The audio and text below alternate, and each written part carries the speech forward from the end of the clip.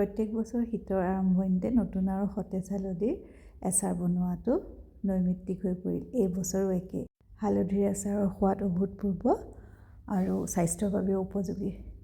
সকলোকে হালধিৰ আচাৰ ৰেচিপিটোলৈ স্বাগতম জনালোঁ। তাৰ বাবে 250 গ্ৰাম হালধি ভালদৰে ধুই চাফা কৰি ল'লোঁ। একেবাৰে শুকাই গ'লত তাৰ বাকলিখিনি গুচাই ল'লোঁ। এখন পিহনাৰ সহায়ত গোটেই হালধিখিনি পিহি পেলালোঁ।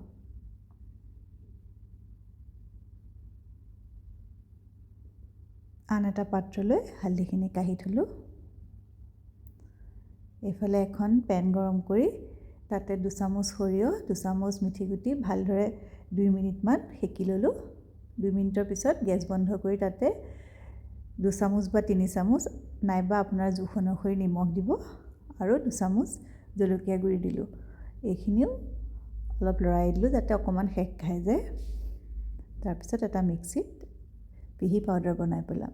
2টা নেমুৰ ৰসো লৈ ল'ব। মছলাখিনি অকণমান খহটা হ'লেও একো দিগদাৰি নাই। মছলাখিনি এতিয়া হালধিখিনিৰ ওপৰত ঢালি দিলোঁ। তাতে 2টা নেমুৰ ৰসো ঢালি দিলোঁ। ভালদৰে সকলোখিনি মিলাই দিলোঁ।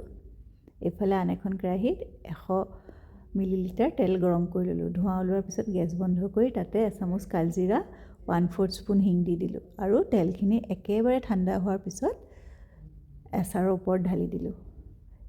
আৰু এচামুচ ভিনেগাৰো মিলাই দিব। ভিনেগাৰ মিহলালে বেছি দিন আচাৰখিনি ভাল হৈ থাকিব। চাফা আইনাৰ পাত্ৰত আচাৰখিনি ভৰাই থ'ব আৰু 2-3 দিন ৰ'দত দিয়াৰ পিছত খাবৰ বাবে ৰেডি হৈ যাব। ভিনেগাৰ ব্যৱহাৰ কৰিলে আচাৰখিনি বহুত দিনলৈ ভালে থাকিব। নতুবা আপুনি আচাৰখিনি ডুব যোৱাকৈও তেল দি থ'ব পাৰে।